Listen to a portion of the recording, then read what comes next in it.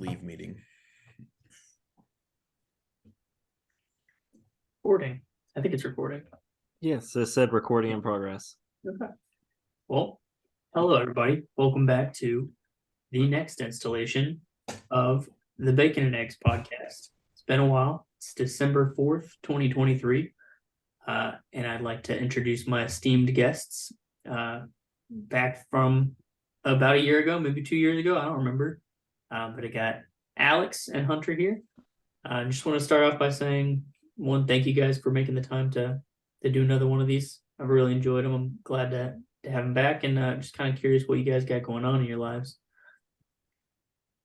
Alex, what you got going on in your life? Oh, I thought you were asking the audience. Man, it's been a wild couple of years. I think we've recorded one or two this year, but they have never been published, and so we have like a backlog of like almost 10 episodes. So we do, and maybe eventually we could do like a backlog publish of that shit. But yeah. So let's see. In the last 2 years, well, I mean, first and foremost, I got married. Life's going good. Good job, good family, living life. About to celebrate Christmas for the first time as a husband, as a married couple, and that's going to be exciting. So, life's going good. Hunter, how's things been for you, man? Things have been pretty good. I mean, both me and Kayla started a new job. We moved. We've just been settling in, getting everything together, but everything's been going pretty good. How's the job going? I love the job. Job's awesome. Yeah. Oh, yeah. You've been like developing your skill set and all that fun stuff. For sure. Been getting into PLC programming now, not just CNC programming. So it's something that I've touched on before, but it's just been a long time. So I've been trying to take more time to catch up on things. I actually, not a sponsor, but Udemy has a really good source for PLC programming and learning and stuff. And I think it was like $30 for a course that had like 22 hours worth of material. So awesome, man. That's good to hear. I like to hear that you're both. So you moved, you got your own place, or? Yeah, so we're renting a house in Cornelius right now, which is only like 10 or 15 minutes from Tyler, so that's cool. Yeah. Oh, that's really cool. That's awesome, man. Well, I'm glad to hear everybody's making these sweet money moves out in here. Oh yeah. Mr. Host, how's the last year and a half, 2 years been for you, sir? I made a baby. I made a whole baby. Ooh, a whole baby. An awesome baby. A really, really cool baby. He's a cool baby. He's pretty chill. Yeah, I love that dude. He's so fun. And I'd say all in all, no complaints, but I could definitely notice and sort of, I think that the trend for this podcast here, at least my perceived trend, is going to be, I feel like as I'm getting older, closer to that 30 line, I start to think a lot more about like why I am, how I am, or who I am, and how I'm going to act for Bradley, and what sort of things that I'll be emphasizing, and sort of the questions that I've got prepared for this. I don't know if we're ready to jump right into questions, or if we want to linger a bit. But... Sure. No, I think that's a perfect segue, man. Okay. I guess the sort of things that I've been thinking about is how much of what sticks and what is me is good experiences, bad experiences, or maybe things that I don't even think about until they've manifested in some way years down the road. And so that's sort of how I'd like to structure the questions here, is sort of starting good, starting bad, or sorry, I'll start with the bad, then the good, and then maybe some things that wouldn't necessarily be good or bad. Oh, no. But that have sorry, my internet cut for a second. My bad. No, you're good. And I think that I'm very excited to hear what you guys have to say, because I have far from figured any of this out. But it's something that weighs on me and something I think about a lot. So the first question would be, what have the hardships, disappointments, or losses that you've experienced taught you? And that doesn't necessarily have to go into detail if you don't want to about what those experiences are. Certainly open to it. I'd love to hear it. But just how do you think they, what lessons did they teach you? What did you take from those experiences? And I guess since I knocked it off to Alex first, I'll put Hunter on the spot to answer first. Good, because I literally just thought of something, so I'm ready. Nice. I guess one thing that was really hard for me for a while that I think has definitely had an impact on me now is when I was, working while going to school full time. And there was a very long stretch of time where I felt like I had no friends. I felt like I had no life. I felt like I was doing nothing. It's probably one of the most depressed times I've ever had, and it was terrible. And I feel like what that has really changed in me is that I really appreciate the friendships that I have now. I try to do anything that I can for my friends. And maybe it's mostly out of fear of losing friends, but like I am nice to a fault, but like I enjoy my friendships so much and they mean so much to me because of that period of my time or period in my life. So That's deep. I think that I didn't even realize that you were going through that because obviously that's pretty recent. You just graduated a few months back.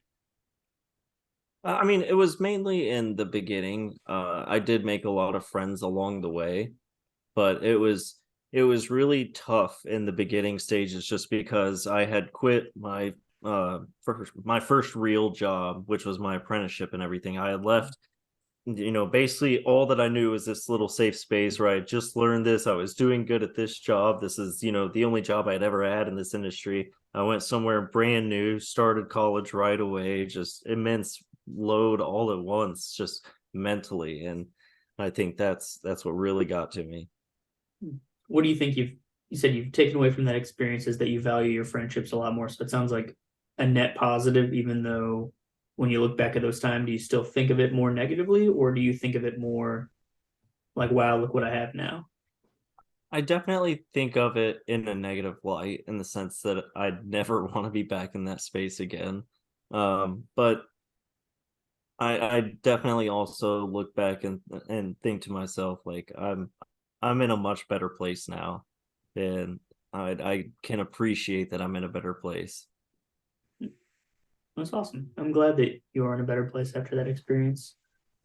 It's good. Yeah, I like that answer, man. It's yeah, nice. that was good. Thank you. You going first is a lot of pressure, but Yeah. I felt that. I mean, I was very emotionally touched by that answer. I mean, I think we can all relate some way, in some way, to feeling kind of isolated and almost like you feel like you're falling short as a friend. You're not sort of giving it all. You're not giving to your relationships like you should, because you're not like in touch with who you are at that moment, because things are just Mhm. going awry, whatever. And then you're just like, oh man, they're still here and they still love me just the same. Like, man, I love this aspect of the human experience. That's awesome. I like that answer a lot, man. what about you, What Alex? you got, Alex? Man, I read these questions and I was like, I got to thinking. I was like, man, as a kid, you always have like this preconceived idea of how you would run things. Like, you see like an adult struggle with a certain aspect of adulthood or anything like that. You see somebody, in your head, you're like, oh man, you got to have it out you got to have everything figured out by the time you're 18. Then you hit 18 and you're like, I don't know what's going on, man. I'm still a kid. You see people in their 20s and you're like, man, by the time I'm in my late 20s, I'm gonna have it all figured out. And then you hit your late 20s and you're like, man, I don't I'm still trying to figure out who I am, what I want to be when I grow up. And it seems like, I can't go out and say that I've had like a ton of hardships and stuff in my life, because it's all perspective basis, I guess. But I've had these events happen that I feel like are detrimental or like life changing things. Like, moving away my junior year in high school. Looking back at it now, I'm like, it's the most amazing thing that could have ever happened. It helped me develop myself and all of that. But at that moment, I was like, I'm getting pulled out of high school straight. I'm about to graduate next year and I'm getting pulled out of this high school with these people that I've grown up with since I was 5, 6 years old. Like, this is the most unfair thing that's ever happened to me. Whatever. I moved and I was like, I get to make a new name for myself. And so, eventually it turned into, I realized how less toxic it is down here, how much more myself I feel. But I think it's one of those perspectives. Like when you're young and growing up, you really think that you have it all figured out until it happens. And you just have to make a choice A, choice B decision, because everything it kind of just comes at you whenever it feels like. You have certain choices that you can make along the way, but like given a certain opportunity, sometimes you're not choosing the thing that you have overthought and thought would be the choice for you, because you don't have that choice. And I mean, more often than not, that leads to exactly where you need to be, not where you thought that you needed to be. So I think that that's a cool thing about kind of growing up and learning, like the disappointments or hardships of like the things that you've dealt with. Like you look back on them, you ponder them, and hopefully you've come out learning something or net positive or whatever. It's tough. I mean, it's tough going through those things and being better on the other side. And I guess learning something doesn't necessarily have to mean that you came out good or bad. You just kind of learned how to avoid it again. Good take. You guys are knocking out of the park on the insightfulness here. I guess I definitely hadn't thought, because whenever I met you, obviously you were living in Ohio. Mm-hmm. And you'd been there pretty much your whole life. You like had family and stuff down in Tennessee, so we actually just visited Ohio this past weekend. Oh yeah, so it was good. It was good. We got to see all the people that we left when we went. So they're all the important people, I should say. But yeah, it was good. So what were you saying though? You hadn't realized? Yeah, I hadn't realized that how transformative that would have been, because obviously I moved around a lot. I never had like a nest egg, a place where I was comfortable and called home, and then had that taken away. So that must have been very difficult. Yeah, that's why I love this podcast, and I think that that's why we're all pretty good buddies, is because like we do have different backgrounds, we have different ways of looking at things, but we're all friends because we're friends. And right. I love having different perspectives on things. And like I know you come from military, you're gonna move around a lot, and it's so fun hearing your perspective on things, because for me, I'm like, how do you always meet new people? And you're like, I just became a new interesting character every time I would move around. And I mean, I'm not going to go into the British thing, but you know what I'm talking about. I'm not going to get into it, but you know what I'm going. It was fun. I can imagine that's fun. It was cringy, but it was fun. Yeah, but we're all cringy in high school. You don't know who you are until your frontal cortex is fully developed. 25 in men, 22 in women. That's 27. About the time. 27 at the latest in men. That seems like, listen, I just turned 28, so I guess this is who I am. Nice. On froze over. What are you shaking your head for? You're not ready for it? I'm turning 28 in January, and I'm not ready. Yep. Isn't that crazy, man? Shut the fuck up. I get to turn 30 next year.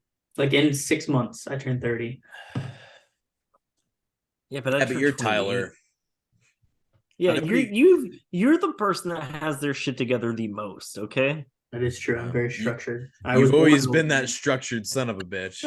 You definitely have. Born an old man, I'll die an old man. Yep. That's why we love you, though, because you're always insightful, but you also appreciate like a third-hand perspective of something, just because you've never really thought about it that way before. Maybe because it's like an 85 IQ plus thought process on it. But hey, when your mind's moving at 150, sometimes 85 is what you need, Good. I got no idea what my IQ is, or I don't know anyone who knows it. I don't know either. I think like just serial killers and psychopaths, they tell them what it is. Yeah, and it's normally high. Yeah. A little bit of a tangent. I thought of a business idea where you make up a phony IQ test, because I think there's a confirmation bias where if you tell like the gifted child syndrome, or maybe a kid's not smart, but you tell them they're smart and then they manifest that. And maybe this could play into something later down the road with the questions. But if you started a business where you took children who were performing poorly or had poor confidence, and you took them through an IQ test and told them they were a genius, gave them a little certificate, sure, it's a lie, but would that result in better academic performance, better confidence? Yeah. Are you just saying these children just don't try hard enough? Yeah, possibly. If you've got children, I mean, possibly in Yeah. some of them. I don't know, yeah. man. I think it's deeper than that, though, because if you take a kid that this happens a lot where you have kids that are beaten down and told that they're pieces of crap and worth nothing all the time. They were an accident. I mean, they normally end up being misfits that want to just rebel against the system and then end up becoming a statistic. So, I mean, it's got to happen on the opposite side of that, right? Yeah, that's what I think about too. Is like, sure, you're not going to make someone a super genius by giving them a fake test, but if you build up their confidence and make them believe that they are smart, maybe that would have some net positive effect. I could also go to prison for fraud, so I kind of abandoned that idea pretty quickly. Listen, there's plenty of people that become a general manager or regional manager at McDonald's that probably weren't set up with the biggest life percentages ever that still end up making 150K a year. Yeah, so shitting on those guys. Like, those guys make a shit ton of money. They make a lot of money. You scoff at people working a McDonald's line. One of those people that you see every fourth Thursday in the month when you go to get your lunch at your crappy job's lunchtime is making twice as much as you, and you don't even realize. How much was our boss making, Tyler, at Bojangles? Kimberly Midget. Well, yeah. I probably shouldn't just say their name. That's fine. Why I just said our boss, but it's okay. I think she made about $350. No, she did not. No, I got no idea. Oh, okay. Hopefully, decent amount of money though. Bojangles was a good. Wait, is this the one whose son spoke perfect Latin? Yeah, perfect Latin. Perfect Latin. An ancient language that hasn't been spoken perfectly in the last 300 years. She was son the just best. Knows it. I miss her. I hope she's doing well. That is funny. In hindsight, those people were cool. They were cool. So, I think for my response to the bad. Oh yeah, Tyler, how do you feel about that? Yeah. Yeah, I think obviously the worst thing that's ever happened in my life is the submarine deployment, and that is very loud to me. I think about it every day, and it makes I compare everything to that now. If I get to wake up in a bed and if I get to go home at the end of the day, it's a good day. So, but I do feel like that period of my life, realistically, it's crazy to think that was only 3.5 years ago. It's a bit quieter now. So I think that there's waves of like, what is your bad experience? And I think generally I've had a pretty happy life. I don't have a ton of trauma. I had good parents growing up. I don't know. I feel like I'm a very lucky person, but definitely sometimes I worry that the bad things are too much of who I am, and I overcompensate. Like, you guys know me, I don't take things too seriously. I'm very lighthearted, and I feel like a lot of that is overcompensating for the person that I was on the boat. Which, if you guys had known me there, I don't think you would have liked that person. I didn't like that person that I was, but yeah, but that's not who you are. Right. Yeah, but it was who I was, and that's something that makes me really scared. They kind of put you in a situation where you basically just have to survive. You're in survival mode the whole time you're there. I mean, when you're stripped of your humanity, I mean, no one is that surprised when you are animalistic in the way that you behave and the things that you say. I mean, you're fending for yourself. You're either going to know these people that you're meeting for the rest of your life, or you're never going to talk to them ever again. And so you can either be as much of a dick to you or to them as you'd like, and they'll respond with dickery and you have a good time, or they're your hatred. Yeah, that's a good point. I think that a lot of right now, the sort of way that I act and the things that I do is trying to not be that person, and then taking away from that, realizing how lucky I am to be in a better spot. And then I've really tried to instill that in being it's not so much in my current role, but a leader for other people, as well as a good friend, a good husband, being more compassionate, because now whenever somebody has a bad day or I have a bad interaction with someone, I always think about like I've been in like a deep despondency, deep depression. What if that's how they're feeling now? And that's something I always think about. I think that's made me a more compassionate person, as I always go back to that. And like, why should I blow up at this person whenever they could be just miserable? So I think overall, that bad experience, I'm glad to say, is getting a little more distant. And I like to think that is becoming less of who I am as a person. I'm happy for the lessons that I learned from it. I don't know. I think that's all I've got to say on that for now. I think It's huge, man. That is a It is really, huge. yeah, that's, man. I mean, that's incredibly humanistic. The whole portion of, um, you lived your whole life, and then 3 years of it has affected it in such a way, and you have this like constant struggle with trying to like figure out who you really are based on how that interaction was. It's really cool that you have this perspective on it, and I'm curious to know, so like the emotional side of it, obviously it sounds like it definitely has affected with it, it's definitely affected you, it's definitely stayed with you and made you kind of like look back at it and try and contradict like those bad like habits, interactions, the things that you would do, like you try and be more like kind, considerate now. How does it make you, so you think about it every day, you said, right? oh yeah. So you're, but it is getting better. Yeah. Oh yeah. What do you attribute that to? Because because like I know that like the way that you weigh that, and me knowing you as a friend, I don't know you as well as I would like to know emotionally, I guess you'd say.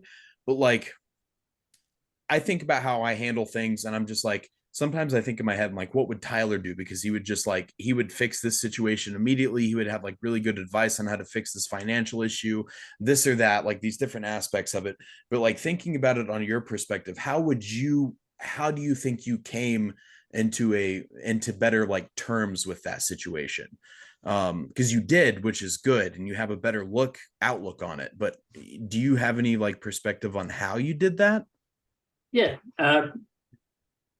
Thank you for the question. Yeah. Yeah. Actually, whenever I left the boat, that was like my shocking moment of like eyes were clear almost immediately. I got out of that environment. I've been out of that environment for maybe like 2 or 3 weeks, and I was like, holy shit, I was in this dark place, and now like this fog is lifted from my eyes, and like it was only 3 years, and it wasn't permanent. How did I let this cloud my judgment so much? How did I let this make me this person? And I thought that thought at the time, like how ridiculous that is. What if you have some kid who's in high school who thinks that high school is their whole life? And that's the exact thought that I had, is like, I would tell that person they're being ridiculous. I would shirk it off, but it's not easy whenever you're in that situation. It's a really, really good take on that, by the way. It really is. Go ahead.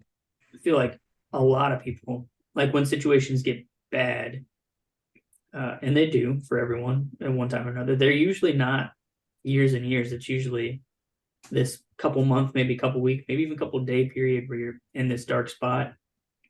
And I don't think a lot of people think that your life could change in an instant. That's something that I think about humorously. You could say, I think there's a line from like Rhett and Link where you could change your whole life if you just stripped down naked and walked into your local McDonald's. Like Tony 2012. Yeah. Yeah. If you I think everyone can feel stuck at times. Everyone can feel like their situation is just all encompassing and so menacing, but really whenever you get the chance to step aside from that, which unfortunately some people don't get that chance, but I did, and I feel like that was the highlight moment to say, if that felt that way and I was able to relieve myself from it so quickly, what's to say any problem couldn't be like that. And so that's something I think about a lot is now, and I said this to Tiffany the other day, now the hard that I choose, at the very least, I get to choose it. That one, like the Navy told me, you have to do this or we'll send you to prison. So whenever I relate that to issues that I'm having now, like, wow, I'm overworked, or wow, investments aren't performing as well as they are, or I'm not making progress like I want to. Like, that's the hard that I'm choosing. Nobody told me to do that. And if I wanted to stop making it hard for myself, I could do that almost immediately. Yeah. So that's been powerful for me. And that's awesome, awesome. man. That That's is awesome. really It really awesome. is. That's great. That's great advice. Thank you. It's nice to know, like, the true freedom is the freedom that you can look around and be like, I actually can control the things that are happening around me and the happening to me. Like, that, as far as I'm concerned, is true freedom. The ridiculousness of it, I think, especially with like, no, we got to have a nod to it at least in the podcast, but with like UFO disclosure, it's very easy these days for me to take a step back and say, why do I feel this way? Why do I think that this is so significant? It's not. Like, nothing really that's going on in my head here is cosmically significant in the way that I probably feel like it is. And that helps me. Maybe it doesn't help everyone, but that helps me. It is. Sounds like an existential crisis. Yeah, it's like the whole perspective on the what is it, the pale blue dot or whatever. I've been thinking about that since I was like 5 years old. It's like, looking back at it, we're so small and insignificant in this entire universe, and we are so caught up on who we thought that we were supposed to be, when we don't even sit back and realize how significant that having the thought process of being able to comprehend who we are and our place in this universe is the blessing that we've been given. Like, nothing else. How rare is that to happen? We say it's not that rare in 7 billion or 8 billion people, but in the scheme of the entire universe, it's one of the rarest things that we experience. Everything that we do is so rare because of how significant we truly are.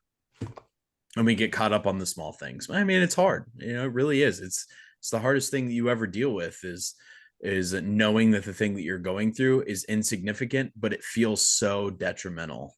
Yeah.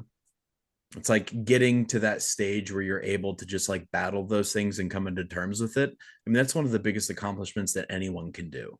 And like, doesn't matter how successful you are, as long as you are winning your own battles and the things that you strike as like heavy objectives in your life, like, that is an insane thing to be able to do. And like, I love hearing people's victories. Like, that's such a cool thing. I love hearing that. I've never heard your perspective on that before. And it makes me feel enlightened. It makes me feel inspired. Like, that's awesome. I love that.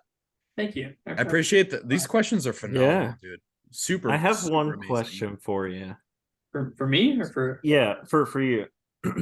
Just kind of like, and as much as you don't want to, but like, looking back, do you think that you can speak to anything that you would change, or like about the system, or anything that you would change or improve on that would have made this like just easier on you? For the submarine in general, or?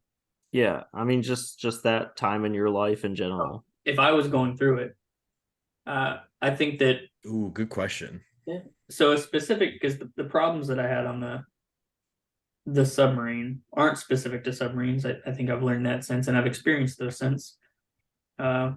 Things like what you described, Hunter. Help me understand if this is how you're describing how to deal with what appears to be insurmountable tasks, where you've got a big uphill, what's called Sisyphean task, and you're like, I'm going to have to do this for 4 years. School, to me, that sounds impossible. Like, 4 years is a long time whenever I'm living in the now. So to take that to submarine times, they had a secondary maintenance schedule that I was in charge of, and that every day of working added on like 3 days of extra work. I was never going to get better at it. And I struggle with that a lot of, I'm a failure. I'm failing at this job because I can't do things and keep the schedule ahead of time. And I feel like we all get faced with that a lot. And so something I've learned to do is especially with work, because I derive a lot of value, for better or for worse, from my work performance. Is now I've gotten much better at saying I have these 8 hours that I will do my best, that I'll allot to performing the tasks of my job, and if at the end of that day I haven't accomplished more than what's assigned to me, that's okay, because that's not me problem. That's a systemic problem with the institution that I work for. That's a manpower allocation, because I do very well at my job. I put out more output than I think most people, or at least like I'll put out what could be expected reasonably. So if I can't accomplish my task, that's not my fault. That doesn't reflect poorly on me. It's that's something I think about a lot, is giving my all when I'm there, and I don't dwell on it. Very, very hard. I fully respect that. Yeah, I fully I do respect too. that. Yeah, And I try my best to do that exact same thing, because it's like you have to maintain that work-life balance in order for you to be happy. if they start blaming you and you start feeling like you are the sole cause to this issue, you either are the sole cause or they haven't allocated enough resources so that it didn't fall on one person, because that's insane. I guess it depends what industry you're in, but you know what I mean.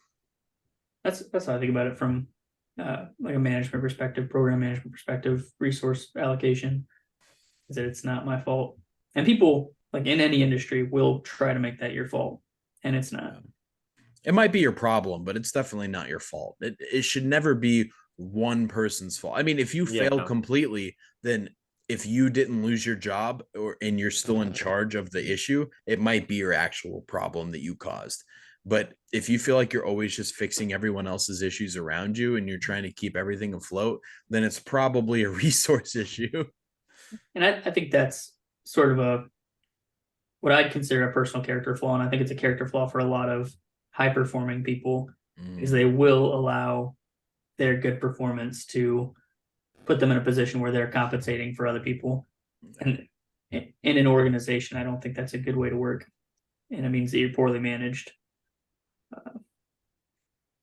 Yeah. Does that answer your question, Hunter? I'm trying to. Yeah, no, that's awesome. That was a great response. Yeah, that was a really good. Those are two really good responses to two very difficult questions about something you're vulnerable about. So it's awesome. These are things that I think about every day. I don't talk to them with you, but I think about it like every single day. Do you talk about this with your therapist? No, I only had one therapy session and it didn't go that well. I think I gave up too early, probably. Yeah. I mean, you got to find the right therapist, but you know. I'm fully a fan of therapy, and I have tried many therapists. Yeah. But I just don't feel like I personally get anything from it. Yeah. Yeah. I mean, you have to be very vulnerable and very honest. And, you know, and we seem to be three people that think that we can handle it just by figuring it out ourselves. You know, put it on the back. Like I said, I'm not knocking therapy at all. I'm not saying it's bad. It's not definitely a solution for many, many people. Yeah. It wasn't a solution for me. It was definitely I mean, I've been in therapy for 5 years straight now. And I love it. I recommend it to everyone, even people that don't think that have no mental health issues. Like, it always feels good to go and be semi-vulnerable to somebody that you pay to be vulnerable to. So they should just be listening. And as long as in the first 5 sessions, they're not trying to put you on any prescriptions, it's probably an okay enough therapist that you can just like tell shit to. And that I struck gold very early with mine. She's great. And I can't give any confidentiality stuff away, but she's a fantastic therapist who has done me really good, and I swear by them. But I also have been to one other therapist before that, tried to put me on a prescription my very first time being there, and that almost swore me off of the entire thing altogether. It's expensive. It's not always covered by therapy fully. It's something that you actually have to invest in. And, you know, sometimes it's cheaper just to like better yourself. But if you're not capable of just being able to better yourself, sometimes it also pays to be able to just talk to somebody on the clock. That comment about confidentiality actually brings us into a segue for a sponsored session. This session actually, or this podcast is actually sponsored by Alex's therapist, Regal Therapy Solutions LLC in Chattanooga, Tennessee. Hey, I was born there. Chattanooga? Yeah. Oh, I've been there. Saudi Daisy, but yeah, Chattanooga. I mean, I was born in Chattanooga. I was raised in, anyway, it's fine. I would like to. I think this has been an awesome conversation. I really appreciate you guys playing ball, but I would like to segue on to the next one if that's all right. Yeah, Yeah, I definitely. mean, they all kind of have intertwined a little bit, so I'm sort of interested which actual question you're going to. Yeah. So this one we talked about the bad and how we feel that that's formed you and all that. I kind of want to segue. It's going to move a little bit from the written questions, but to the good. So, good moments that stand out in your life that still resonate with you and you think affect who you are, as well as how you feel about the privileges and the sort of opportunities. Because I do think that while we've all gone through our struggles, we also do have privileges, opportunities that I'm personally thankful for. Just kind of wanted to see what you guys think are some remarkable good things, how you think those formed you as a person, and how do you think that weighs out compared to the bad? Is the bad louder? Is the good louder? What do you think manifests itself more into your personality and who you are? And I think Hunter, did you go first last time? Yeah, I did. You did. Alex, you wanna kick that one off? Sure. So I like this question a lot, and I like how you kind of rephrased it because it kind of solidified what my answer was gonna sort of be for that one. Um, I think the cool thing is good experiences seem to be, maybe it's not a cool a cool take on it, but more of like a just sort of a way that I kind of saw it thinking back at it personally, just for myself.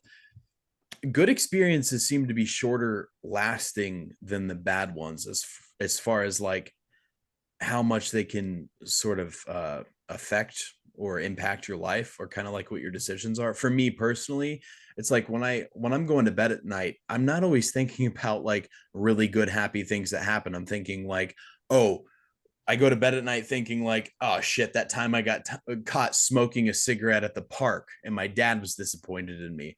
Like, that's not a good thing that happened to me, but it did impact me significantly because, I was so terrified of that, that whole thing with disappointing my dad, my mom, my parents, making them sad, making them think I was a failure. Like, I'm not a failure. I'm just, I did something stupid. It wasn't a cigarette. I was smoking an old man cigar at the park with somebody and I got caught. you know I I don't go to bed thinking like I got a promotion that one time and the managers had a lot of good things to say about me, which seems like that should be more impactful. But it's strange to think about that. But as far as like the raw question itself, like the have any other things impacted me, because I already kind of had a take on like negative, positive things that have happened. I feel like as a man, compliments seem to kind of feel a little bit stronger. Like, I'll think about something that somebody said to middle school in me about like they like a way, like, oh, you have really pretty eyes. And it wasn't like somebody flirting with me, like maybe even just a guy complimenting the way that my shoes looked or something like that. And I might wear those shoes for 10 years because of that. Hell yeah. And I think that is an interesting thing that I think about a lot. Like, I still have characteristics on my person because somebody complimented something that I wore that day, or somebody said a nice thing about my hair or my beard, anything. And I think that's a fun thing as a human. It's like that also feels slightly insignificant. Like if you look at it from a bystander standpoint, it might not seem like that big of a deal, but it's something that has definitely impacted my life. So maybe I'm privileged to say that small things impact my life more than the major things that have happened, because the major things aren't really that crazy. There's a couple of them. But I think it's cool. I think it's a really cool thing about being a human is that even a little nice gesture that somebody kind of gives you, passing, even just like a little compliment, might change somebody's whole day. And a whole day can, like you said, like sometimes a day can really change your entire perspective or the trajectory that you're heading in. So I think that's good. I think that's a good way to look at like the whole, like, give off positive energy. And it's like the perspective of abundance. Like, you have abundant good things to say. Abundance, like you drop a coin in somebody, buy somebody's food behind you, something like that. I mean, that genuinely does have a really big impact on it. And it seems to outweigh the negative things that I think about. Like, I feel great about doing good things. So I can't even imagine how receiving that good thing feels, because as a human, you have so little of them. That comment definitely resonated. I don't know about you, Hunter, but I immediately thought of like compliments that I received and took it to heart. So yeah, I think that's a great take, a great point. Trying to think of some follow-up questions. I'm just sort of basking in the aftermath of what was a pretty good speech there. Do you have any What would you specific? say? What would you say your favorite compliment you've ever gotten? That was going to be my question too. Sorry. Man, that's a really big question. Man.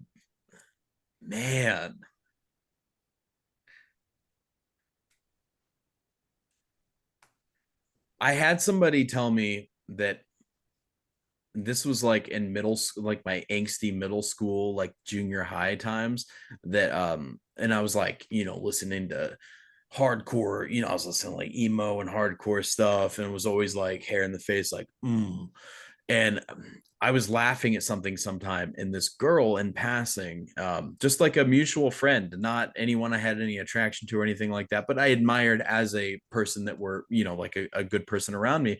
And she said, she's like, "Ah, you have a nice smile." And I was like, "Thank you. I appreciate that, man." I reactively would try and smile after that, and that does something to a person. Smiling, I mean, they say it uses more muscles. They say actively putting a smile on, projecting a smile, it will release the endorphins, just by muscle memory, whatever it is. Whatever it was, I've never been afraid to smile since then, it seems. Like, never, I wasn't trying to like put on a show, like a stoic face of, how kids are with their attitudes. They want to pretend like they're not interested in anything going on around them. But like, projecting a smile, I was like, yeah, that feels good. Like, it's nice. And seeing other people smile, that feels better than angst. I don't know what that is. Anyway, that was a big one for me. Have you guys ever received a compliment that is like literally changed like the way that you act and react or anything like that? Oh yeah. Yeah. No, Hunter. No. I cannot remember the last like genuine compliment I've been given. Hunter, I you think carry I yourself think with I think confidence. you have a really nice smile, Hunter. I really like that shirt. Yeah, I Thank like the you. cut of your Thank jib. you. Your glasses, they look really nice on your face. They fit you really well. And your headset is awesome. I'm really jealous of that headset, and mine's not as good as that. That's true. Thank you. Thank you. I appreciate that. Tyler doesn't even have a headset on. Yeah, well, that's what I'm uncomfortable about. Tyler, what are the compliments that have stuck with you? Your dad told me that my eyebrow was sexy, and that took me by shock. Did my dad actually say that to you? He said that to me. Your eyebrow is sexy. Was this at the Is wedding? that when we were standing out at the barn? Yeah, it was. Oh But, my god. That's hilarious. I remember that. When I was, I mean, it goes into that manifestation. When I was a kid, people I wanted to be the class clown, and I really thrived off when people would laugh or people would like things that I said, and that sort of shaped who I was and how I used humor to try to make people happy. And then also I was like gifted child. My parents both told me that I was smart, so I sort of craved that approval. Tried to become smart. That goes to your very first point that you were talking about. Yeah, exactly. And I do think that those sort of things, those compliments, like whenever I performed well, I was rewarded. Whenever I told jokes to people, they laughed, and that made me feel good. So I think that's the same sort of vibe. Also, I got free Chipotle for wearing a specific shirt, and I will always wear that shirt now. Hell Nice. yeah. Nice. What shirt was it? Yeah, I'm curious too. Red Level Midnight, short sleeve button up. Yes. Yeah. Hell yeah. Nice, man. I like that. Yeah. Well, Hunter? Yeah. Oh man. The man who never gets compliments despite having such a beautiful, beautiful face. Keep Thank going. I you, gotta check thank something you. really quick. I heard a noise. It's a ghost. You guys are good though. Yeah. So for me, I try to be an optimistic person. I try to make the best out of whatever situation I'm in, or at least I try to be cognizant to make the best out of every situation I'm in. And I think that, that has kind of shaped my personality into the way that, my big milestones are just kind of like the steps in my life that I've had. Like, I guess the first really big one for me was getting into my high school. In middle school, I was bullied relentlessly. Like, it was, and I know we were just talking about, that sounds ridiculous, but it was like legitimately, like, again, one of the worst times of my life. And so like when they came to do a presentation when I was in eighth grade for Highland School of Technology, they had the engineering pathway, the medical pathway, and everybody's sitting there calling it the school for nerds and stuff, and I'm just looking for the fucking safe haven, right? So it was a whole lottery process, and I got admitted into there, and that just like that was a huge accomplishment for me, and that was definitely a very happy, exciting time. And then going from there, senior year of high school, and I'm trying to figure out what I'm going to do with my life, and I was struggling trying to decide if I really wanted to go into a degree of biomedical engineering, because that was what I wanted to do at the time, but like I didn't know how I was going to be paying for it, doing this or that, so that was on the table. I was thinking about possibly joining the Navy along with Tyler. That was definitely an option in my book. I And didn't know then that. I didn't know that you had prospects of joining the Navy. yeah, We It's talked awesome. about it a bit. Yeah, I never Yeah. heard about that. so I mean, I would have joined the Navy if not for the apprenticeship program that I joined. And joining that program again was a huge accomplishment for me. It was something that was very happy and a special time in my life. And just moving forward, finishing my program, getting my journeymans, doing all these big steps in my life have just been my big accomplishments. They're my biggest memories, and then I think about them a lot because they make me thankful for what I have, but they also remind me that I've worked my ass off to get here. Yeah. And so it's just being optimistic about everything, or trying to be. I'm thankful for the things that I have, and I'm thankful that I've worked hard to get them. Nice. I like that. I like that answer a lot. What do you think is your most proud accomplishment then? Good question. I feel like I have to say finishing my bachelor's while working full time. And I hate it and I love it, right? I hate that I wasted so much money on a degree that I'm not going to use, right? You I'm use not it now.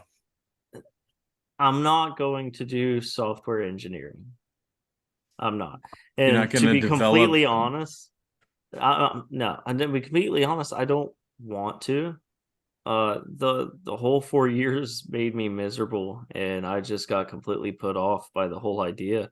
So I but I'm also very happy for having done it, and I'm very grateful for having done it, because that bachelor's degree allowed me to get the job that I have now, and it's allowed me to continue my upward climb that I want to continue making. So Nice. it wasn't all for nothing.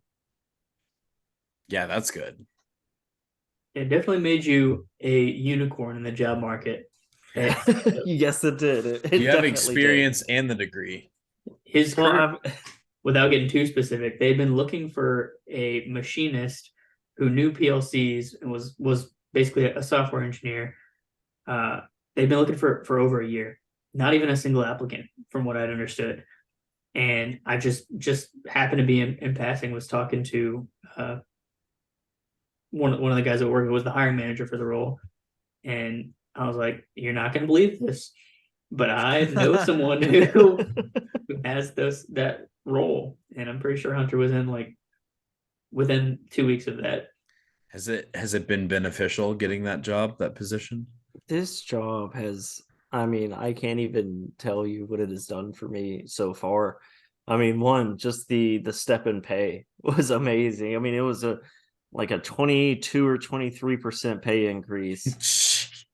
They actually Hell ended up yeah, giving dude. me 5,000 more a year than what I originally asked for. That's crazy. Uh, It's awesome, I mean, man. so besides that, the work-life balance here is amazing. Just the atmosphere is amazing. I'm used to such a very toxic, work-hungry, like just horrible environment, honestly. Coming to here where it's much more relaxed. People actually talk in the office and laugh with each other, and like, people go home when it's time. Nobody's absolutely fucking killing themselves all the time to do something. And it's Making you feel bad for working your actual shift. yes, yes.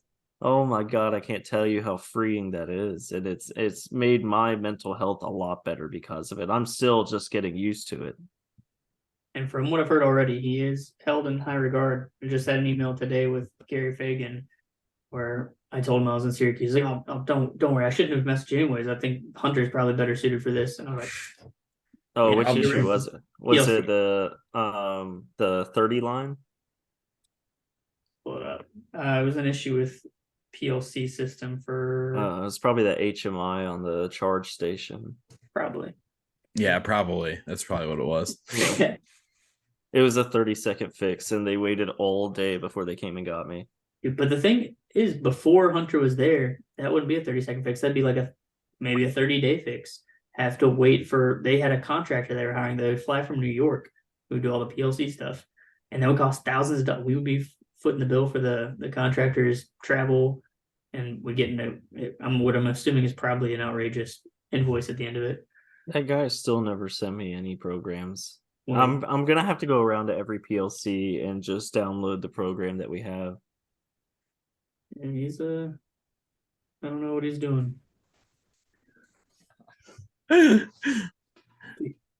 What's his name and address and social? Mark. Dox him. Dox the shit out of him. Mark from New York. Mark from New York. Fucking You're a dick. And has-been. I remember when you introduced him to me too, and he already seemed like a grumpy asshole. Yeah, he was looking you up and down. He's like, "Oh, this is the guy who's killing my retirement plan." I was working with Charbel today on another PLC, and Charbel's like, "Man, I'm so glad you're not the other guy." I was like, "Which one?" He's like, "That one fucking contractor we get out here." That one guy from New York, fucking Mark. Mark's a fucking dick tool. Asshat has been. I would say then going into to my answer on the good side is I definitely share both your guys' sentiments, but with Hunter talking about how the accomplishments are sort of what drives me, and I've always been like neurotically goal oriented. And whenever I achieve those goals, I get this moment of like, this is fucking awesome. But at the same time, I'm like, I want to be cool about it. So I can't like go bragging. Yes. Yes. So I have my little internal moment of like, I'm very, very happy that this happened. And then it's over. And it was brief, but those are the things that I think back on. And I'm like, wow, it was worth it. It was worth it. That's why we play RuneScape. Yeah, 99. Exactly. And I mean, just speaking on that, I mean, I did the exact same thing when I graduated with my degree. I didn't even tell Kayla. She was just like, "Hey, when are you done with school?" And I was like, "Ta-da!" She's like, "What the fuck? Why didn't you say anything?" It's like, it's not that important. But it is. But I think it is. I don't know if it's societally or what, but it feels like you can't. Yeah.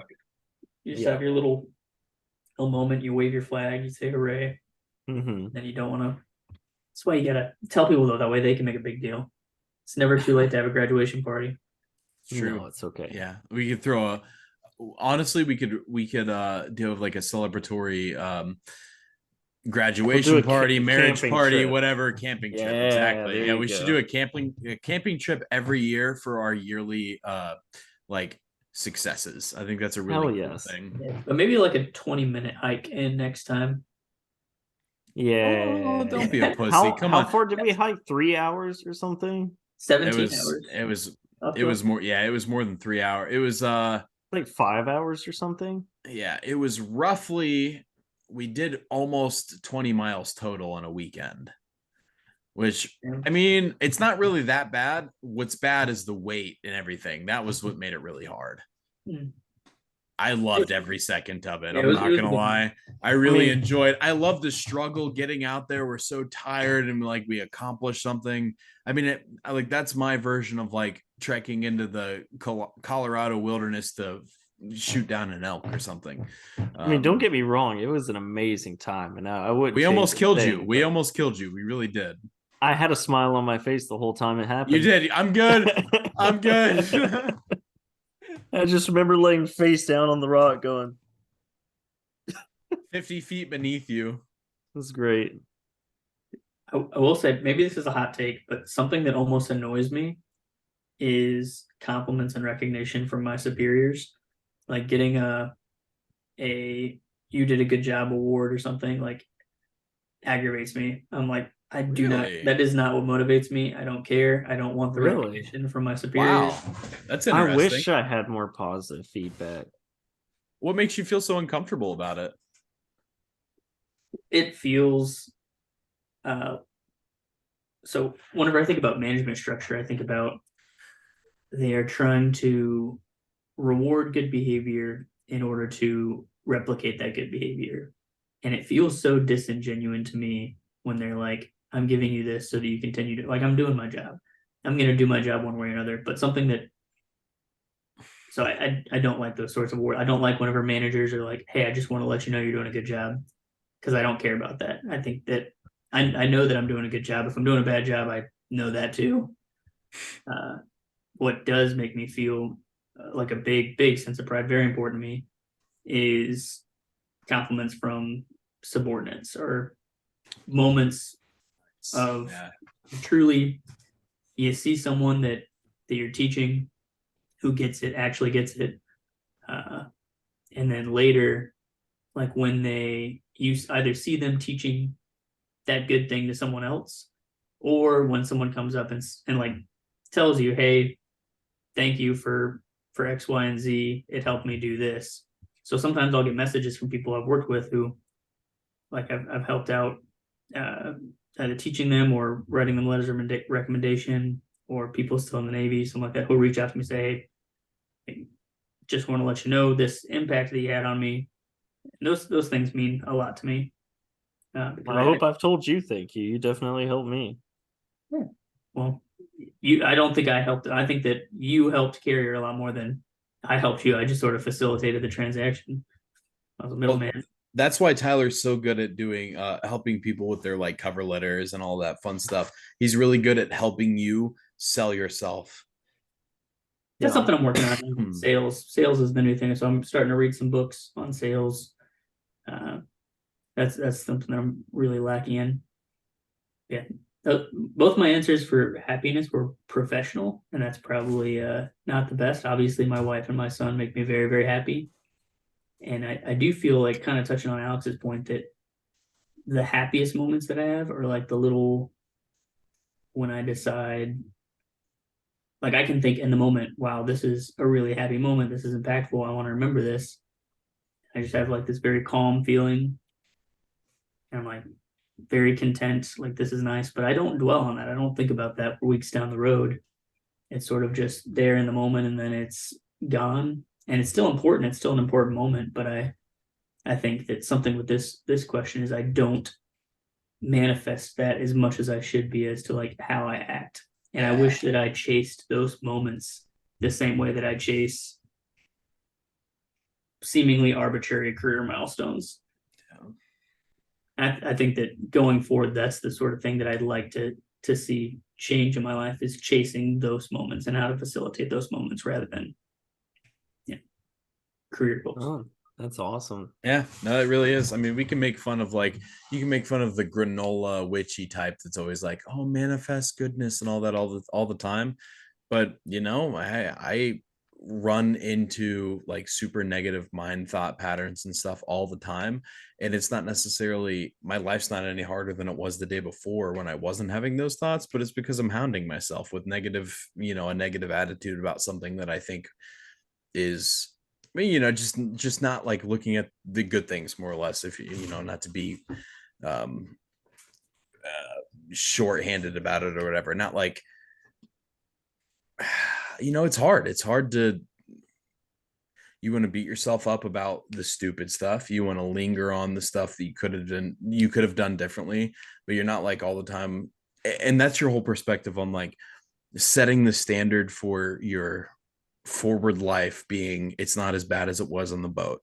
Saying like having that mindset is still like a positive way of looking at it. You're just kind of handling it and going through it a different way, but that still is like a positive outlook sort of situation. But I think it's a great way of looking at it. Not necessarily judging today on yesterday, but like, I mean, like, we're pretty fortunate, man. Like, yeah, that's what I think about. Yeah, a lot. Yeah, I do take it for granted a lot. Like, I'm very fortunate. I'm thankful. Like, I'm so thankful. I have all these hardships day to day that I weigh so heavy on me and put on myself. But like, I'm happy. I'm genuinely happy. I'm thankful. And I just got to make sure that I'm implementing that in my day to day a little bit more, reminding myself of that, because it is so important to realize that despite how heavy today feels, like I am on a constant pursuit and a upward slope of bettering my tomorrow. I just don't recognize it tomorrow. I might recognize it in a couple of years.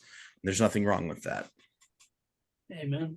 I do just have to touch on one thing because you reminded me of it, and there's a weird thing, a real thought that I had that I think was sort of pivotal for me.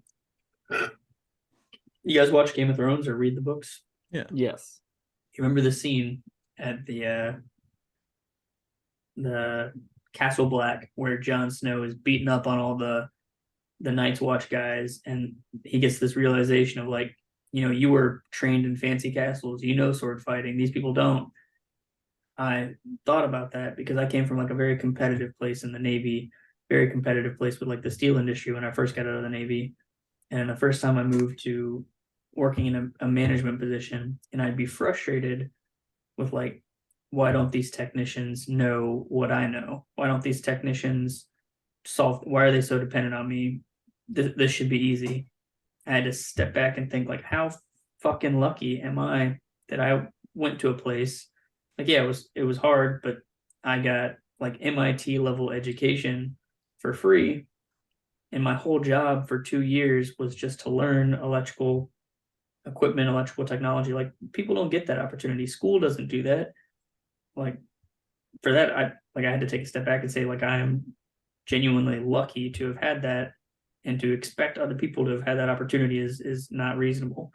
And so that sort of changed the way that I manage people, and that changes the way that I try to very freely give as much information as I can and try to help, and not think, wow, why don't people know this? Yeah, that's such a grown-up perspective, man. It really is. It came from Game of Thrones. Yeah. Well, I mean, yeah, wherever you pull the inspiration from, I mean, that is such a adult way of looking at things. Like, I love hearing that. That makes me want to be like thankful for the things that I've learned and utilized while learning to keep progressing myself as an adult, like in, whatever my industry and my hobbies that I'm getting better at, anything. I think it's huge. I love that. That's such a, I'm glad you brought that up because, I appreciate that second answer. I think it hits on like all of us are becoming, graduating to that senior level in our careers. And I think that learning that, thinking, because we're going to see the next generation come up and trying to learn from us, that's something that we'll all need to keep in mind. Mm-hmm. Moving on to, and this is a 4 question, so I'm sorry if this is going a little long, but this is a transition before the last question. We talked about the bad, we talked about the good. And I kind of want to talk about just impactful moments. Something not necessarily good, not necessarily bad, but just sort of in between, the like moments that had a deep impact on your life that you think are important to who you are now. And I guess on this one, I'll go ahead and start off and see if I can sort of set the tone here, because I know that's a real open-ended question. But I think that I mean, among a bunch of things, I think that the one like most pivotal aspect of my life and was learning computers kind of and learning engineering mindset. Like that has changed fundamentally the way that I think about problems, uh, the way that I think about the world, the way that I like process information in like a very analytical, logical sense. I was like trained procedurally how to do that. So whenever I thought about like I remember going through we had this class called electronic fundamentals in A school, and we walked through taking transistors, just a little tiny PNP transistor, which at its basic level, not to get like too nitty gritty, it's just like different materials slapped together that perform effectively as you can say a switch. Dumb it down and say it's a switch of 1 or 0 on or off, gated or not gated. And then walking that through and turning that into logic circuits. Like if this is a 1 and this is a 0, then this is a 1 for an OR gate. And then realizing, and sorry if I'm getting a little too in the weeds, but effectively what I learned from that is that every single thing ever can be made out of 1s and 0s. Very, very simple things can make very, very complex things. And that was like, I remember the day that I thought that, and the day that I stood there looking at that 30-page foldout of transistor circuits building a fully functional piece of like Python script. Okay, it's not Python script, but an actual function. That was a big deal for me. And so The that's world is in binary, man. The world is in. Yeah, I mean, I could definitely get into that too, like down to no. It's fine. It's the Matrix. It's the Matrix. It's fine. Follow the white rabbit. But you can make very complex things out of very simple things. I don't know if that's a bit. Yeah, just ask my wife. Anything. I think that has been very pivotal to like how I think, how I assess problems, how I bring in new information, how I react to things. I'm very analytical, very overthink a lot, overcritical. That's what stood out to me for this. Either you got something that comes to mind for. Yeah, Hunter, do you want to go first? Let's see. Well, say I guess kind of an impactful moment for me, and it sounds kind of silly, but it's when the vice president of the company that I did my apprenticeship at, he came up to me, he's asking about how I was doing, how I liked the job, how I liked specifically what I was doing, and at that time I was like, honestly, I don't care for this, and he's like, well, let me let you in on a secret, okay? And I was like, all right, and he's like, never be good at something you want to do or you don't want to do for the rest of your life. And that has stuck with me forever. Dang. And I don't know why it's such a silly thing, but you told the vice president of your company that you didn't like your job? No, it's just the one thing I was doing at the time. I was, I don't like this. And he was like, yeah, well I mean, because I would still put a lot of effort into whatever I was doing, whether I liked it or not. Like the whole thing is the finished product. So that's when he saw it. He's like, well, just never be good at something you don't want to do for the rest of your life. And I mean, it sounds, like I said, very silly, but it's honestly, in my opinion, very wise words. Never put all the energy. Never put all of your like energy for where you want to be into the thing that you're despising at the time, right? Something to that nature. It's that, but it's also like it's. I mean, the biggest part for me is more professionally, right? Like if I'm putting all of my energy into into this thing that I really don't like, and management sees that, or my boss sees that, and they continue to give me the same tasks over and over again, I'm going to be unhappy, right? Yeah. So it's from that kind of standpoint, but it's mainly just for my mental health. I don't want to be doing the same thing that I don't like to do. Mm-hmm. So yeah, your boss isn't telling you that he doesn't want you to do whatever you're doing bad. You should see it in yourself to exceed in the things that you want to exceed in, rather than the things that they want you to exceed in. It's Tyler seems baffled. Let's see what's going on. I'm very baffled. I'm trying to understand how that resonated with you, and then I'm sort of at the same time taken out of it. I think there's the trope that a lot of younger people, I'd say they're probably a little naive, say that you should love the job that you do. And I think taking from that, and let me know if this is sort of what you took from it, is that you don't have to start out loving what you do, but you can make incremental changes and say, I love this part of what I do, and I can get very good at that. And then I can sort of move along into a direction where I am doing what I like, even when I started off doing something maybe I didn't like. I could see that. But I'd like to know why it it's resonated so much with you and what you well, personally. I mean, it's just it changed my outlook on how I was working, right? I was giving 100% all the time, every time, and honestly, at that time, it was really running me ragged. I mean, it was at the time where I was working 60, 70 hour weeks, working 15 hours, 6 days a week. So, um, it helped me take a step back and really think like, these things, I don't like doing them. Maybe I can be a little lazy in some aspects and not give 110% at all the time, and especially when I'm kind of the same boat as Tyler on this, where like I'm very focused on my, career performance, and like I like to have upward movement. I like to have growth. I like to see succession, in my job and everything like that.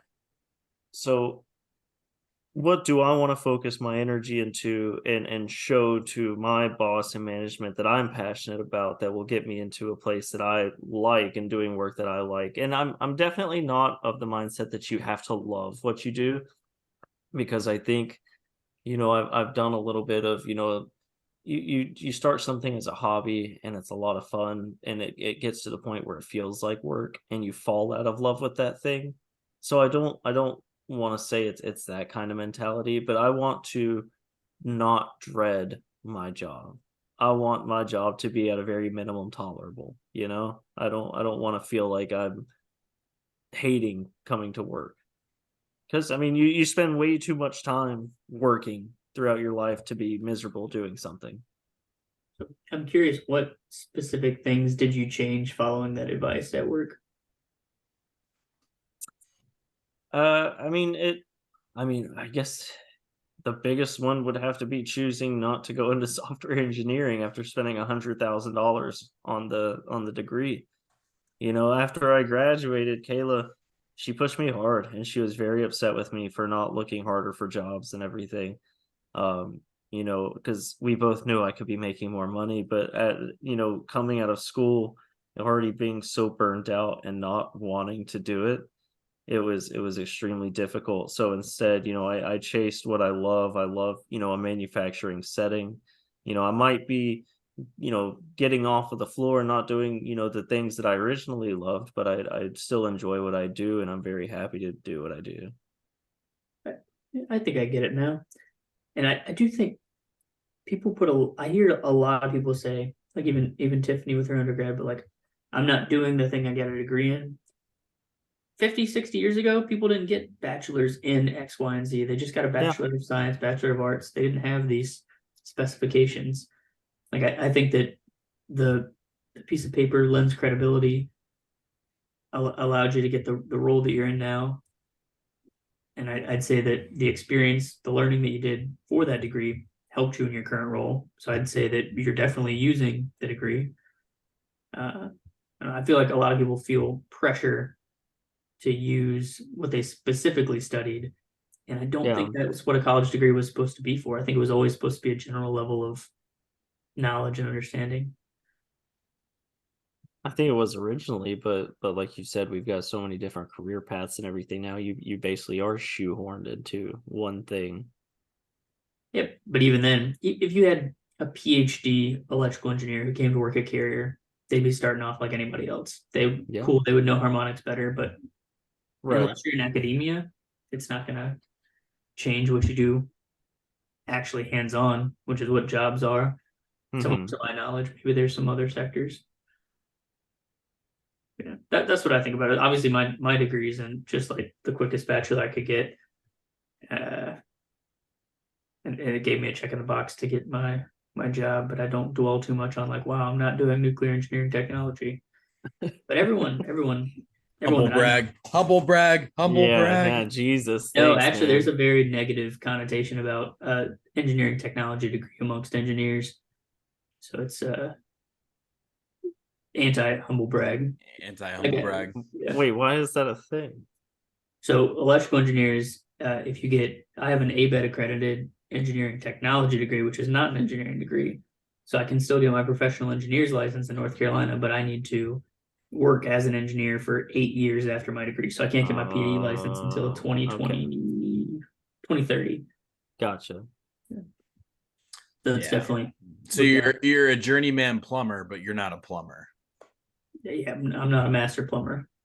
I can't put my stamp on things. Dang, man. So you got your Associates of Applied Sciences instead of your associate's degree, is what you're saying. I don't know what that degree is, but from the tone that you put, I'd say yes. Yes. So we got Alex as our ringer for the in between experiences. Not necessarily good. I guess they could be good, but just like not known as in the moment as being good or bad moments. Now I'm changing the scope of the question on him last second. That's not cool. Yeah, that is a little bit I'll be different right than back, how you. guys. That's a different. Rephrase the question at me how you'd like for me to answer it, because that feels different than how it was kind of phrased initially.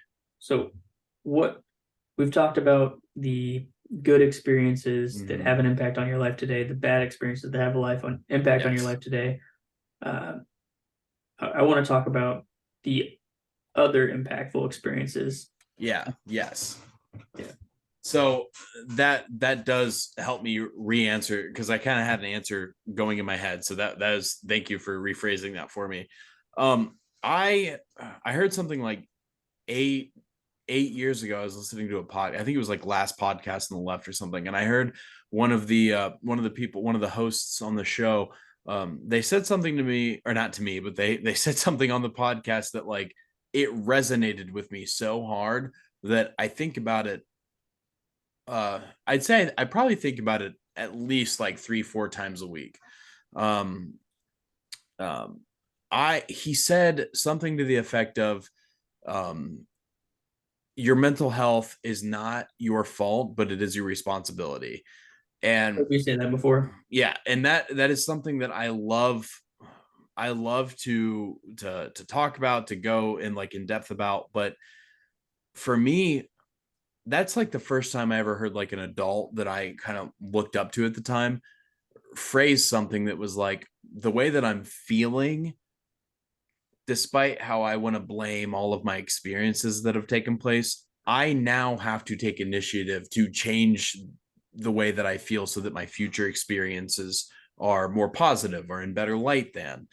And that kind of set me on like a, sort of just like an incline of cause and effect. Like I know that if I do these good things, I get good results from them, and I'll feel better about things, or I'll be able to think about things differently, or I'll have a better insight on things. And like just that little tidbit, I think about that sentiment. Sorry, it's not sentient. Oh gosh, get Tyler stuck Not on yet. AI. I think about that sentiment all the time. I'm like, I know that like these mental health things that I struggle with, they're not my fault. Like I've been dealt these cards, but if I want better experiences and better results, I have got to work on the things that I struggle with. I've got to be mindful of them, and I can't just be lazy when it comes to the things that I know are problems, because I don't get when I do bad things and get bad results, in the moment I'm like, yeah, son of a bitch, what the hell went wrong? What did I do? What did I do to deserve this? And then I'll have like an introspective look back on it. I'm like, dang it, it's my fault again. It's like the Spider-Man meme with all the Spider-Mans pointing at each other. It's just all me. Like, yes, it's dang it, it's me again. I got to work on that, And I think that answers that question a little bit. It's a little bit different than the way than what you guys had sort of answered, but it's not really an experience. Yeah, I mean, that was sort of an experience, right? Okay. Yeah. Okay, cool. Yeah, but that's how I feel about that. And it's always stuck with me ever since then. I tell it to other people, like, you are responsible for the things that are happening to you after a certain point in your life. I mean, you see a troubled kid in middle school and you're like, oh, that poor kid, I know he's just got these horrible things. But you see this kid that's 30 and on the streets and struggling, you're like, oh man, this guy's a disaster. He's got to get his life together. And we're like, at a certain point, it is their fault. And it's not, and it's not saying that you don't feel bad for them. I mean, the same level of feeling bad has to happen, but at the same sense, it's more personal, on a personal level. You've got to keep working towards something, or else I don't have the mindset to where I'm content with laying flat all the time. I don't get home from work and do the same thing every day, and then the weekend comes and I spend it doing the same thing that I've always done. I don't get fulfillment from that. My fulfillment comes from, I have to be bettering something, whether it's bettering my job, bettering my life, bettering a hobby, dedicating time to progress in some sort of fashion is what seems to be the driving point of my life. Okay. I like that. That speaks to me, man. I like that a lot. It's a good response. All right. Kind of rambled a little, but I appreciate I thought it was fantastic. Yeah, no, that was great. I am going to segue that. Hunter, do you have any questions for that? Because I feel like that was really well said. I don't have any. Yeah, no, I'm good. But I will go to, I think the last question. It's going to be a verbatim question. I think that it was, for me, the most difficult question. Like, it made me uncomfortable to think about it, but it also was hard for me to like read through it and understand. So it would be, of the experiences that we've talked about, these formative experiences, have any of those experiences contributed to what you feel is worth risking your life for? This question. That was a hard one. And then Can you elaborate in what way you mean to like risk your life for? No. Like life? Oh, okay. Yeah, answer it naturally, however you feel like you need to. I think that'll allow for a good conversation piece. Yeah, it could be literal. It could be like, what would you be willing to take a bullet for? It could be figurative, like, would you be willing to give up your quality of life now for something? Or would you walk into a McDonald's naked? Like, there's all sorts of different risking your life.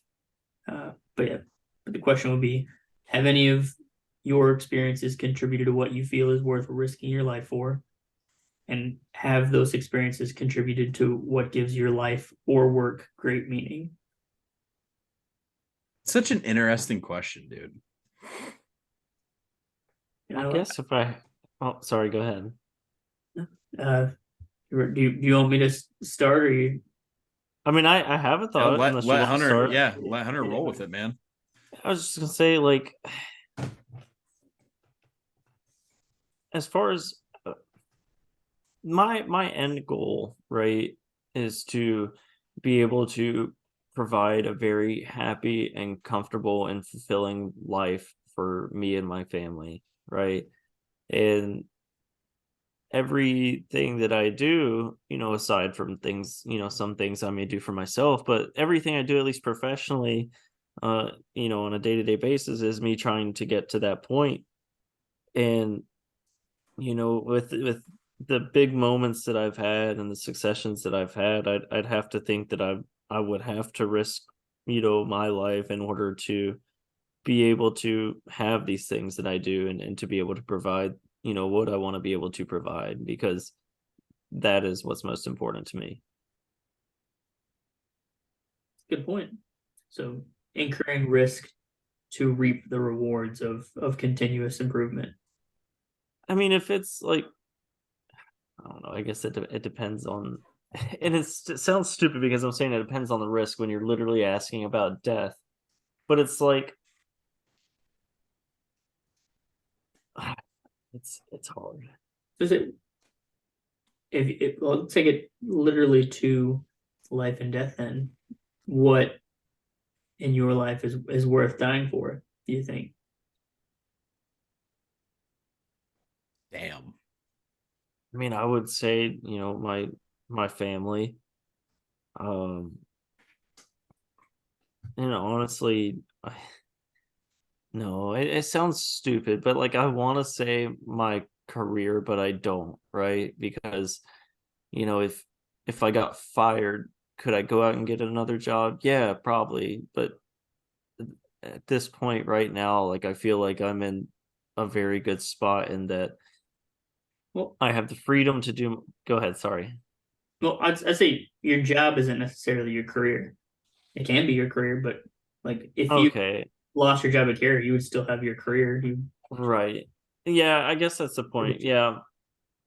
So honestly, yeah, my career, I probably would risk myself for my career because it is that important to me. I mean, you already risked your hand. I did. I'd do it again. Yeah. 9 grand was great. I think that's a good answer. I think that's a very serious answer. I think that's something that we're uncomfortable with saying, especially in like this anti-work culture where like there's part of us that's going to say like, hey, why are we doing this? Why are we trading our time for money? But there's another part that's like, hey, I'm fucking proud of what I've done and where Right. Yeah. I feel like that's hard to compare the two, to equivocate. I think that's a really good answer. That is a good answer. Yeah. Thank you. If I go next, that means Alex has to close it off. So I'll close it off. Yeah, I'll close it off. Go ahead. So I think that initially, whenever I thought this, like my knee jerk reaction was uh, to talk about the Navy because obviously at that point everyone they say all the time that like you are willing to die for your country, and I was, but I also was because I didn't think about it. Like nobody thinks about it. They're like, yeah, if and that's in a moment where like, sure, I'm gonna do what I've been trained to do and grab a gun and run into combat and maybe bad things will happen. I don't think that's the same sort of risk your life that this question necessarily entails because those sort of things, like especially on a submarine, if I'm risking my life, I'm just gonna do what I've been trained, and if things go wrong, it just like pops in an instant and then you're dead. So I don't think that that's a good faith answer to the question. And if I'm being honest, uh, would I die for my country today? Absolutely not. No, I think America's pretty cool. But if World War III broke out, I'm fucking dipping. I ain't staying here. I'm going down to like Argentina or some shit. I ain't doing it. I mean, we all live pretty close to Appalachia. It's a pretty good place to be if World War III breaks out. Yeah, I'd be burrowing, man. I would not be fighting. Or they say every blade of grass has a gun behind it. So when I think to more realistically, what is actually worth risking my life, I think more holistically to like I've got career goals and financial goals that I'm looking forward to, and what sort of things would I give up for that, or what sort of things would I give that up for? And it'd be my marriage. If let's say Tiffany said like I'm not happy here, I don't want to do this, I am tired of this like rat race thing, and say okay, well let's move to the Philippines, stop working right now and figure something out. And I would give up on what was supposed to be the next 30, 40 years, 50 years and do something else. I feel like that would be worth it. And that, in a sense, would be sacrificing what I've been planning for. But I feel like I'd happily do that. And then obviously, it's kind of a cliche, but you think a lot like, well, what if Bradley got sick? Or no, that's like if You got to donate your lungs or something, sort of like John Q. Yeah, I'd do that in a heartbeat for sure. So that would be very literally, would I give my life? Yeah, I would give my life so that Bradley can live. That's also kind of a ridiculous scenario because that like never comes around, but I would do that. This is all theoretical, so yeah, they're all theoretical. But I do think that my life is important. I can definitely hold it in high regard. I'm not going all willy nilly throwing shit away. I'm very excited about the plans I have. I would, God, if I let this be like a record. If I die of like cancer or something in the next 10, 15 years, I'm gonna be so pissed off. So, like, me too. Yeah, I'll be pissed. I'll miss you. Yeah. And not only that, but like thousands and thousands of years of human development, society development, and I die like 10 years before the cure for cancer. That's fucking bullshit. I'd be so upset. Like, I'd do it. Has anybody asked ChatGPT to make the cure for cancer yet? Yeah, it's probably already got it. It's done. It'll be out next year. How do you think Stephen Hawking feels? I'm pretty pissed off, especially since bet he's pretty pissed, dude. I do think I could get into it, but I do think that I've said this a whole lot, but I think that our generation will probably be the last generation to die. There is a large community of people now through like the X Prize this year is extending human life. $300 or $101 million is the prize. It's insane. Yeah. And yeah, it is a hot topic right now. I've been seeing more podcasts about it. I've been seeing more YouTube videos about it. It's a really interesting thing, man. And you were one of the first people that I heard say that our generation will be one of the last. I mean, you're not going to get any sort of prize for that. So, I mean, gloat all you want, but. No, you know who was the first person I heard say it? Who? EVscape. Really? Yeah, and I thought he was such a fucking idiot because he was on a video and he's like, I literally don't think that there's ever a reason for me to die, is what he said. And I was like, what a cocky idiot, of course. And then I was like, that's hilarious. I'm gonna say that. And then I thought about it. Now it's almost true. Yeah. Or well, there's a prize for it to be proven true. I do think that it will be true eventually. But I'm kind of getting off topic and I don't want to rob podcast of the closer response. That's right. Oh shoot. Possibly the best response of the podcast. Maybe. We'll see where this goes. I kind of have like a tidbit. It's not like the best answer ever, but I think it's also sort of a different interesting take on it because your guys' perspectives on it. That's kind of where I wanted you guys to answer because I didn't know how you were going to answer, but Hunter's response was perfect. Self-sacrifice for like the greater good of your life, your loved one's life. Same with Tyler, making those risks. I think a cool perspective is like something interesting. What if you already feel like you have sacrificed to be where you're at? Like sort of not physically sacrificed. So, in my struggle with my mental health, I've come to many conclusions, and some of those conclusions are, if I'm stagnant at work and feel like my 9 to 5 is just like a horrible thing that I'm not looking forward to, and I just can't wait for the weekend. My life seems to just start flashing before my eyes. I'm looking for these like big events, the weekend, birthdays, vacations, and these things just start going past me. And, it comes down to the thought of like,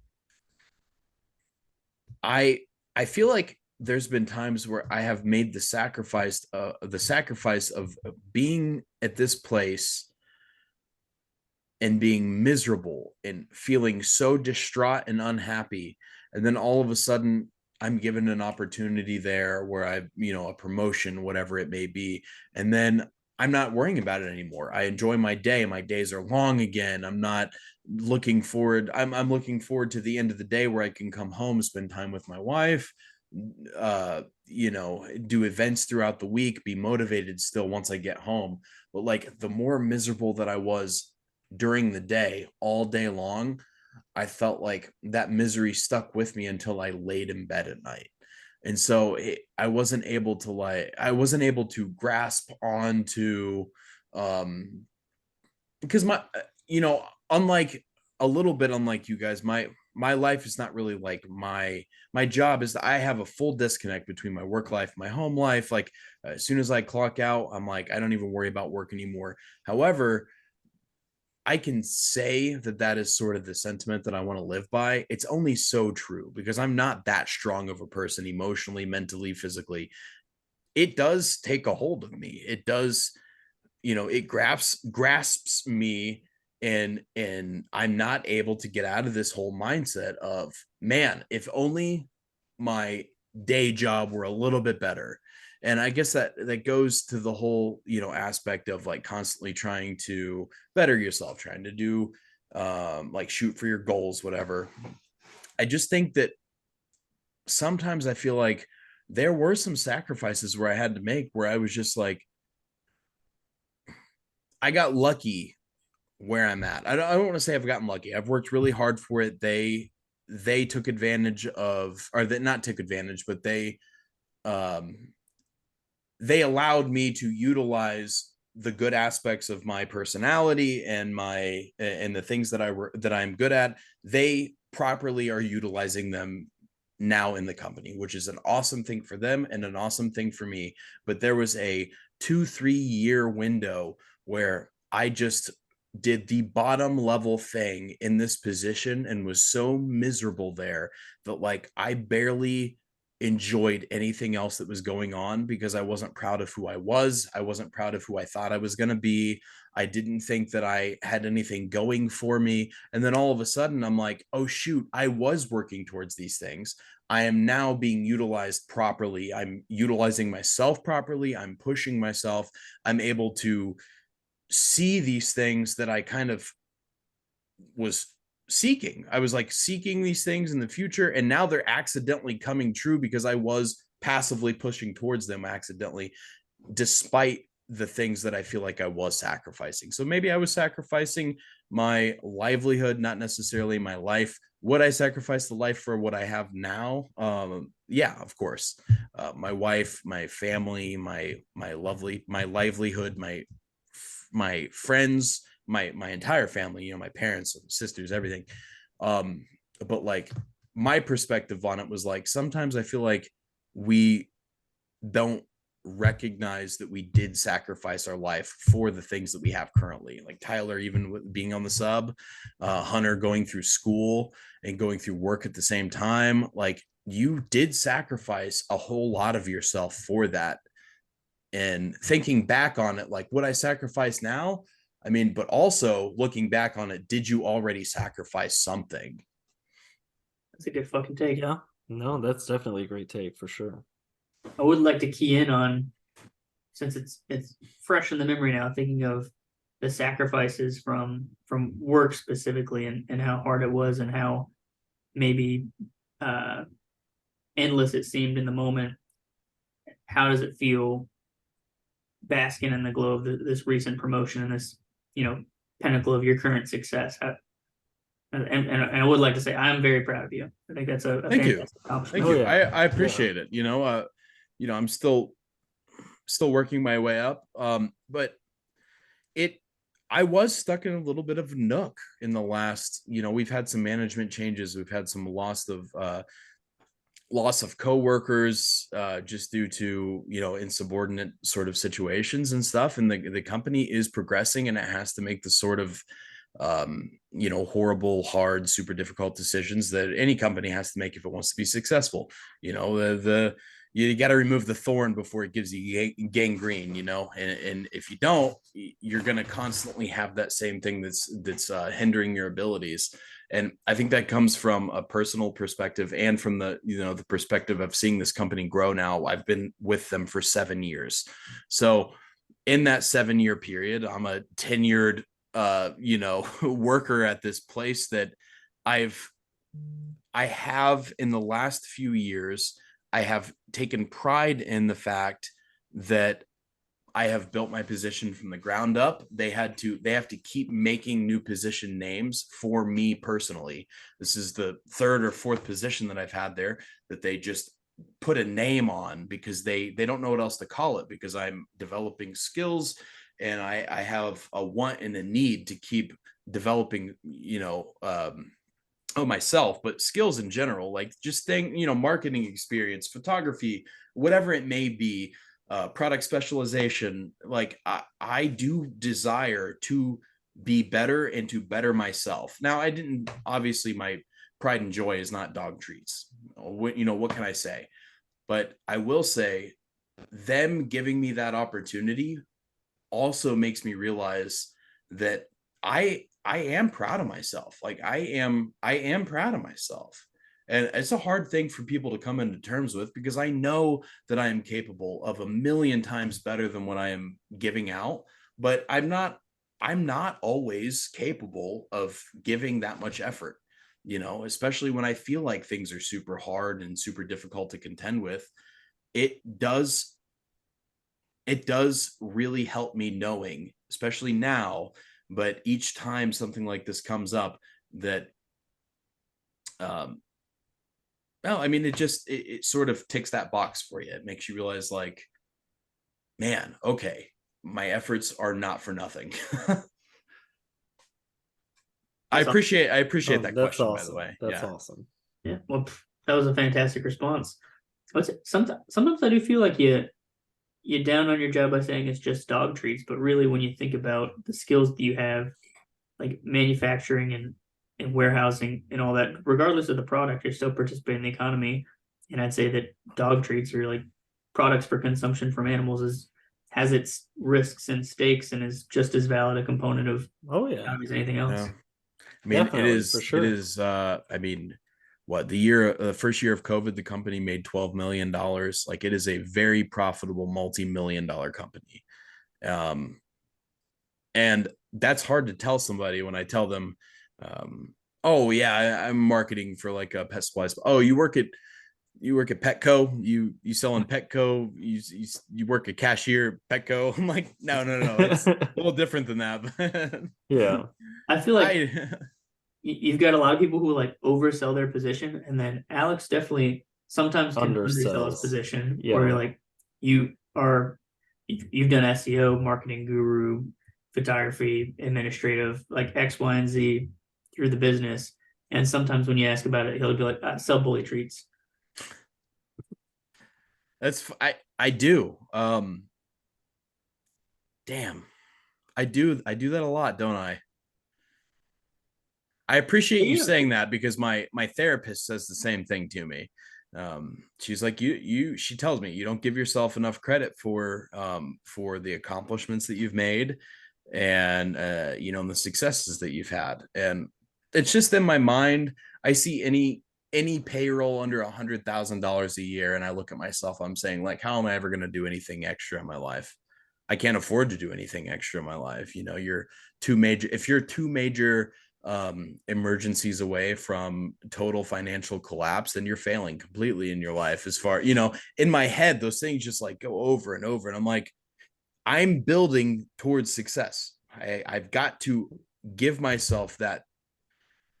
Otherwise, well, I mean, I'm just doing myself a disservice if I'm not. It's, I don't want to feel like I've wasted these last 7 years, and I haven't wasted these last 7 years, because if I don't utilize it in this variant, in this company, with these people that I have established this relationship with, I can take it somewhere else and do more or do less, but more happiness. I can weigh my options. It gives me, it's a bargaining chip. It's a bargaining tool. And I don't sell myself as well as I should. And that is that's a big old life lesson, Tyler. Thank you for that question and touching on all this, because it gives me a lot to think about. It's good. I like being introspective about that sort of thing. I don't do it enough. Well, I think you guys have knocked this episode out of the park. You too, man. Honestly. Thank you. I think I definitely bucked the mold. I don't think that's how people say it, but I don't think that's what you guys were expecting from me, and that's kind of what I wanted to do. Rest assured, the next time it comes around to me, it's going to be all AI and UFOs. So Good. No, that was an awesome podcast, man. That was a some really good episode. topics. I felt that felt extraordinarily personal, like personable, personal, relatable. Like it feels like all of the ubbles because it's a vulnerable side of us that we don't necessarily always share with each other. Maybe like once a year or whatever, when we hang out, like we'll have these, inebriated talks about things that we're sad about or unhappy about, or the things we wish you could do better. But it's nice to hear that your thought process behind the way that you feel. I love that sort of conversation because that shows that you're thinking about, you're able to think about it and you're not just like accepting the things that are happening to you. You're actually like changing the basis at which your trajectory is going. Like you're changing your trajectory yourself. I think we're all growing up. I think so. Christmas is changing. I'm rearranging. So anyways, guys, as always, this episode is sponsored by Alex's therapist. Sure is. Also, shout out to Erica. Erica, if you don't know, she makes cups now, and they're fantastic. I bought one, and it's awesome. They are really cool. At shop.erica.com. It's not Erica. Erica. No, it's Lotus Designs on Etsy, Facebook Marketplace, and all the fun stuff. I need to buy a cup. I'm gonna go on there. Dude, they're sick. Well, I got one for Kayla for Christmas. Shoot, hold on. That might be the old name. Oh, that's so bad if that's what happened. Uh-oh. I'll wait before I stop recording. Yeah. At this point, it's like a 2.5 hour podcast. I don't think we have to ceremoniously end it. We wouldn't if it was a live. Simply E Designs. I'm sorry. Simply Lotus was E the old one that she had a falling out with. Don't go to that. Don't sponsor them. Do not buy from them. Do not support them. Fuck them. Simply E Designs. They have 1K followers, and it is a nice little pretty floral picture that you see when you search it. Go buy some stuff from her. She's awesome. I love her to death. She's great. She's all right.